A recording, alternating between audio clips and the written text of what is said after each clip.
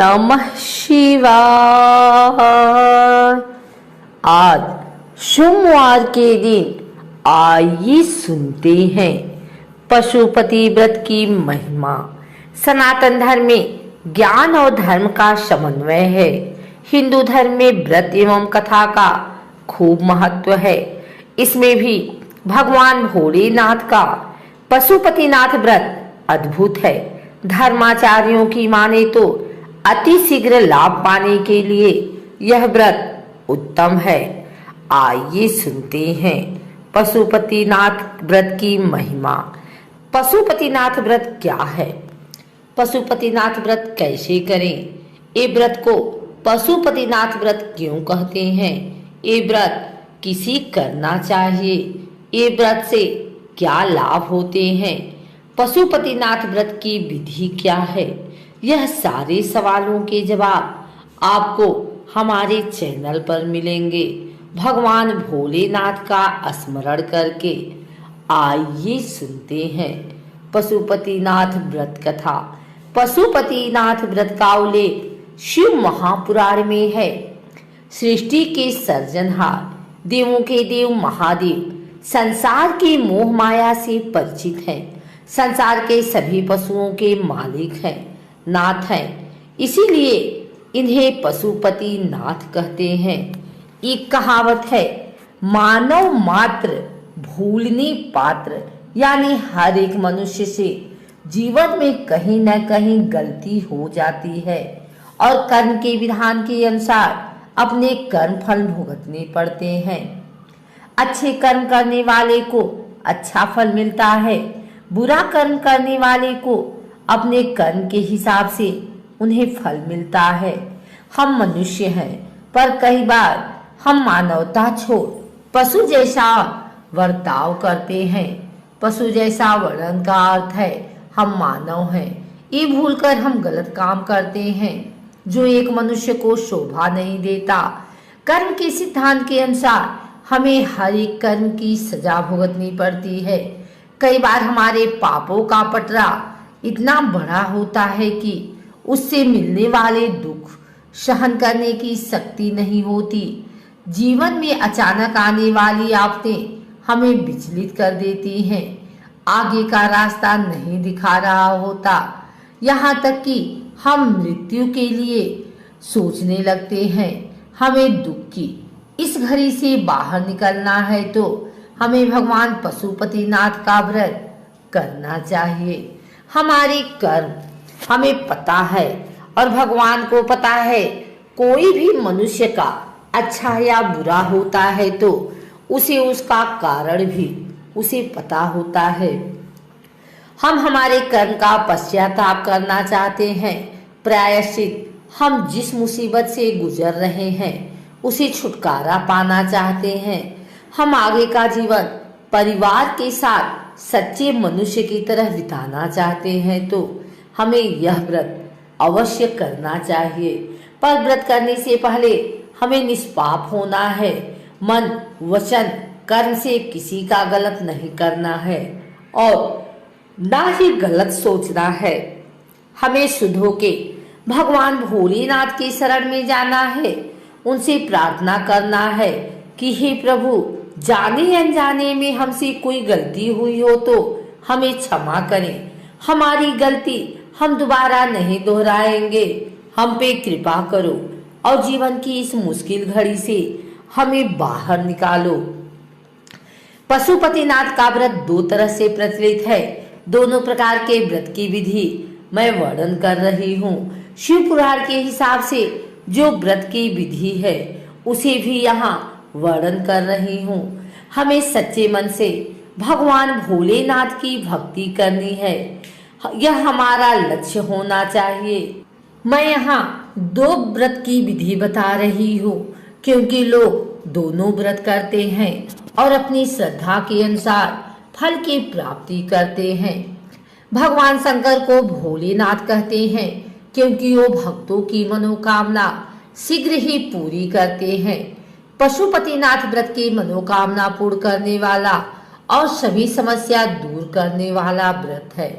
पशुपतिनाथ व्रत सोमवार को आरंभ किया जाता है। इसे आप किसी भी महीने के किसी भी सोमवार से आरंभ कर सकते हैं। ये व्रत 5 सोमवार का होता है। सोमवार के दिन व्रत रखना होता है। आखिर यानी 5वें सोमवार को उद्यापन करना होता है। जिस सोमवार को व्रत शुरुआत करते हैं उसी सोमवार को सुबह स्नान करके शिवालय जाना है। हमारे घर के नजदीक का मंदिर जहाँ शिव जी का सारा परिवार हो वहाँ जाके पूजा अर्चना करना है।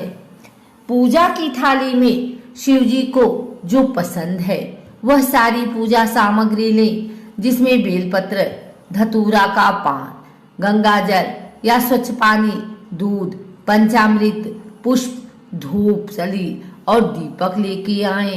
पूर्ण भक्ति भाव से पूजन अर्चन करें। अपनी समस्या दूर करने हेतु आप यह व्रत कर रहे हैं। ये मैंने ही मन भगवान को कहा है और भगवान पशुपतिनाथ का स्मरण करते समय हो तो ओम नमः शिवाय का जाप करें, ध्यान करें। शाम को फिर एक बार स्नान करके शिव जी के मंदिर जाना है। पूजा की थाली में 6 दीपक लेके जाएं, 5 वहीं पर मंदिर में जलाएं और छठा दीपक अपने घर लाना है। छठे दीपक को घर के प्रवेश द्वार में ही दाहिनी बाजू में रखकर उसे प्रज्वलित करें। शाम को मंदिर में प्रसाद लेके जाना है। प्रसाद में कोई भी मिठाई बना सकते हैं। इसमें चूरमा के लड्डू, सिरा, खीर, कोई भी मिठाई ला सकते हैं। प्रसाद का 3 हिस्सा करना है। 2 हिस्सा मंदिर में भगवान को अर्पित करना है। 1 हिस्सा का प्रसाद घर वापस लाना है। घर के सभी सदस्य में बांटना है। खुद भी ग्रहण करना है। व्रत के समय पूरे दिन नमक नहीं खाना है। दिन में फलाहार कर सकते हैं। शाम की पूजा के बाद रात का खाना खा सकते हैं। ये व्रत 5 सोमवार तक करना है। प्रति सोमवार इस प्रकार भगवान भोलेनाथ की आराधना करनी है। कलयुग में अति शीघ्र फल देने वाला पशुपतिनाथ का ये व्रत का उल्लेख पुराणों में विदित है। पुराणों में श्रद्धा और भक्ति भाव से भोलेनाथ का ये व्रत किया जाता है। अवश्य फल की प्राप्ति होती है। पशुपतिनाथ व्रत कोई भी स्त्री और पुरुष कर सकता है। ये व्रत खंडित किए बगैर लगातार 5 सोमवार करना चाहिए। स्त्री अपने मासिक धर्म के दौरान परिवार के कोई स्नेही स्वजन से पूजन करा सकती है।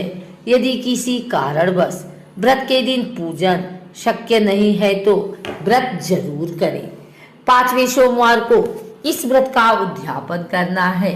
उद्यापन के दिन भी व्रत करके भगवान भोलेनाथ का पूजन करना है। उस दिन नमः शिवाय का जाप करके 108 बेलपत्र चढ़ाएं, 1 श्रीफल लें और उस पे 7 बार मौली लपेटें। श्रीफल शिव जी को चढ़ाएं। भोग में मिठाई के साथ ऋतु फल का भी भोग लगाएं। मंदिर में ब्राह्मण को दक्षिणा प्रदान करें।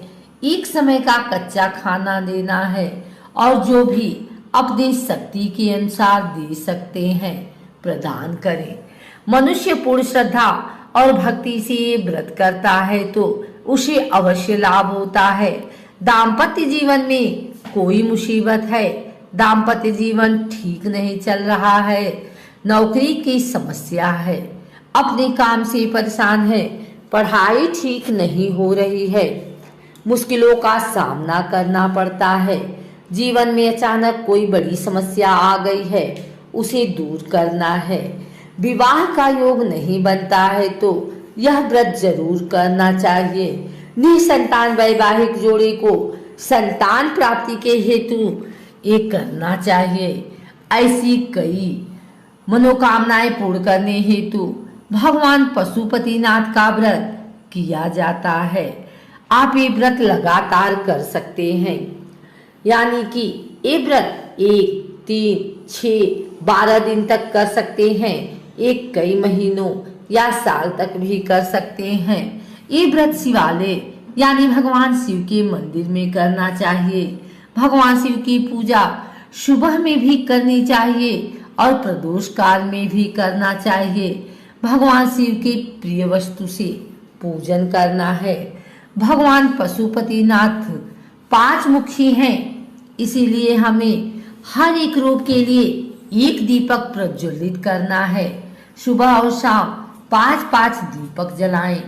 भगवान पशुपतिनाथ को जो भी अर्पित करें वे 5 बार करें। भगवान पशुपतिनाथ के 5 मुख हैं। हम शिवलिंग की पूजा करते हैं, पर हमें अंतर मन से ध्यान करना है कि पंचमुखी भगवान हमारे सामने हैं, हम उनकी आराधना कर रहे हैं।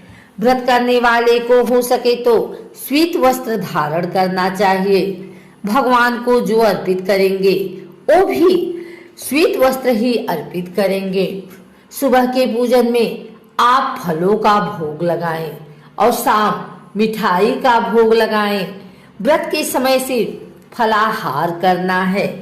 शाम को पूजन के बाद मीठा और सात्विक भोजन कर सकते हैं। घी से बना हुआ मीठा भोजन ग्रहण कर सकते हैं। व्रत संपूर्ण पवित्रता से होना चाहिए।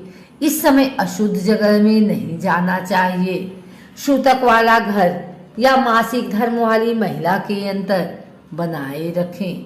हमें काम, क्रोध, लोभ, मोह से दूर रहना चाहिए। किसी की निंदा नहीं करनी चाहिए, नहीं किसी की निंदा सुननी चाहिए। किसी भी व्रत की तरह इसमें भी ब्रह्मचर्य का पालन करें। भगवान पशुपतिनाथ का ध्यान करते हुए अभिषेक करना चाहिए। हम जो भी अर्पण करें पशुपतिनाथ का स्मरण करके करें। 108 बेलपत्र अर्पण करें। श्वेत फूल, स्वर्ण, कमल, धूप, 5 दीपक प्रज्वलित करें। प्रदोष काल में भगवान शिव की पूजा उत्तम मानी जाती है। शाम को पूजा जरूर करें। जब हम व्रत करते हैं तब उपवासक आवश्यक है कि हमें व्रत के दिन उपवास करना है। हम जो चीजें उपवास के दिन खा सकते हैं वह हम पशुपतिनाथ का व्रत कर सकते हैं। हमारे ऋषि मुनियों ने हमें उपवास के दिन फलाहार करने को कहा है।